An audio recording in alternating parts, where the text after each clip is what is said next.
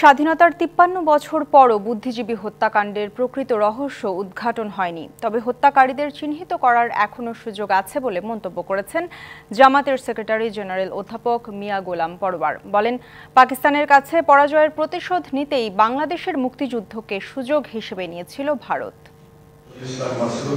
শহীদ বুদ্ধিজীবী দিবস উপলক্ষে জাতীয় প্রেস ক্লাবে ঢাকা মহানগর দক্ষিণ জামায়াতের আলোচনা সভা। বুদ্ধিজীবী হত্যাকাণ্ডের প্রকৃত তথ্য বের করার তাগিদ দেন কেন্দ্রীয় নেতারা।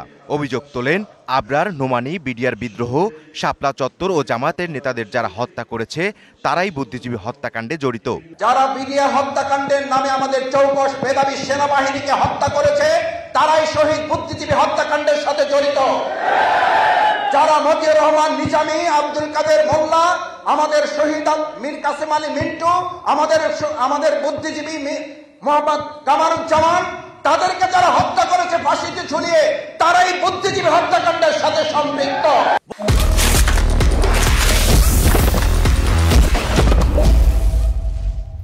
বুদ্ধিজীবীদের কারা হত্যা করেছে তার প্রকৃত ঘটনা উদ্ঘাটন করে তাদেরকেও বিচারের আওতায় নিয়ে আসতে হবে। স্বাধীনতার ৫৩ বছর পরও ভারত বাংলাদেশের বিশ্বস্ত বন্ধুর পরিচয় দিতে পারেনি মন্তব্য সেক্রেটারি জেনারেলের। ১৯৬৫ সালে পাকিস্তানি সেনাদের কাছে ভারত যে পরাজিত হয়েছিল, পাকিস্তান নামক রাষ্ট্রের কাছে ভারতীয় সৈন্যদের এই নির্মম পরাজয়ের প্রতিশোধ দেওয়ার জন্য বাংলাদেশের মুক্তিযোদ্ধাদের এই স্বাধীনতা যুদ্ধের সুযোগকে ভারত গ্রহণ করেছিল।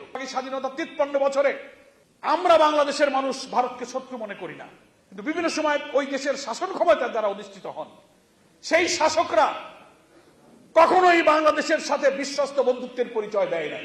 জহির রায়হানের প্রামাণ্যচিত্র ও তার নিখোঁজের রহস্য উন্মোচন করা গেলে বুদ্ধিজীবী হত্যাকাণ্ডের আসল কারণ জানা যেত বলে মনে করেন তিনি। ইকবাল অনিক, ডিবিসি নিউজ, ঢাকা।